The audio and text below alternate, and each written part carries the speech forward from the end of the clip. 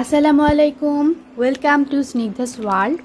আজকে ছোট্ট একটি ভিডিও নিয়ে হাজির হয়ে গেছি তোমাদের মাঝে।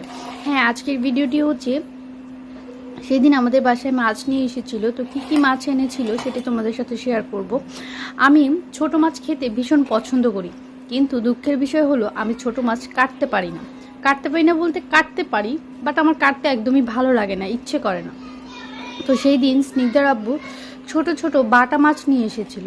তো সেগুলো যখন এনেছিল তখন হচ্ছে গিয়ে মানে দুপুর দিকে আমি গোসল টোসল করে ফেলেছিলাম, যার জন্য আমি আর সেদিন মাছগুলো ধরিনি, আমি ফ্রিজে রেখে দিয়েছিলাম ওভাবেই। পরদিন সকালবেলা আমি মাছগুলো নামিয়ে রেখেছিলাম আগেই। এই যে দেখতেই পাচ্ছ, এগুলো কিন্তু বরফ হয়ে আছে, এখনও ভালো করে বরফগুলো ছুটেনি। তো নামিয়ে রেখেছিলাম আগে, যাতে একটু বরফগুলো ছুটে ছুটে যায়, তারপর হচ্ছে গিয়ে আমি এগুলো প্রসেসিং করতে আসবো। তো এখানে হচ্ছে আমার 4 ধরনের মাছ নিয়ে এসেছিলো, 4 না 5 ধরনের মাছ নিয়ে এসেছিলো। চিংড়ি মাছটা আজকে আর নামাইনি, চিংড়ি মাছটা অন্যদিন প্রসেসিং করব। তো এখানে বাটা মাছ আমি অলরেডি কুটে ফেলেছি, যেহেতু অল্প ছিল যার জন্য আমার এত বিরক্ত বোধ হয়নি। আমি হচ্ছে বাটা মাছটাকে ভালো করে কুটে পরিষ্কার করে ধুয়ে নিয়েছি। এই যে দেখতেই পাচ্ছ, এই হচ্ছে আমার বাটা মাছ। আর নিয়ে এসেছিলো লোটে মাছ। তো লোটে মাছটা কিন্তু কাটা একদমই কঠিন কিছু না, একদম মানে ইজি একটা ব্যাপার। আমি তোমাদের সাথে শেয়ার করতে চাচ্ছিলাম, বাট ওইরকমভাবে আমি পারছিলাম না। স্নিগ্ধা ঘুমিয়েছিল, আর শুনতেই পাচ্ছ আমার বাচ্চারা খেলাধুলা করছে।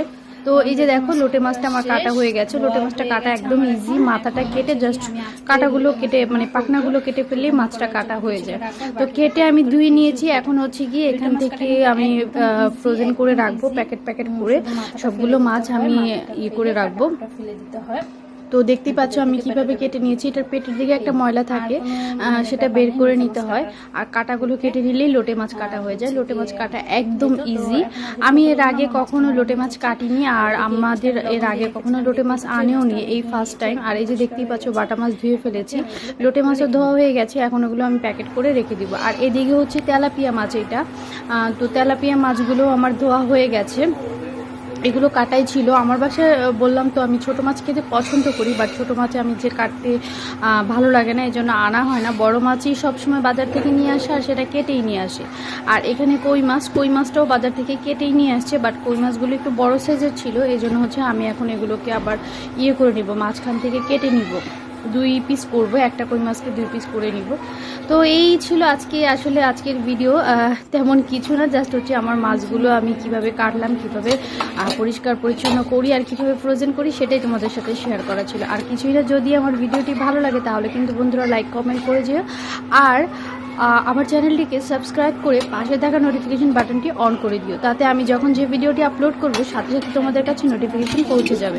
আর এখানে আজকে রান্না করার জন্য আমি হচ্ছে মাছ নিয়ে নিয়েছি, আজকে তেলাপিয়া দিয়ে পটলের ঝোল করব। তো সেজন্য এখানে আমি হচ্ছে তেলাপিয়ার সাথে ভেজে নিব।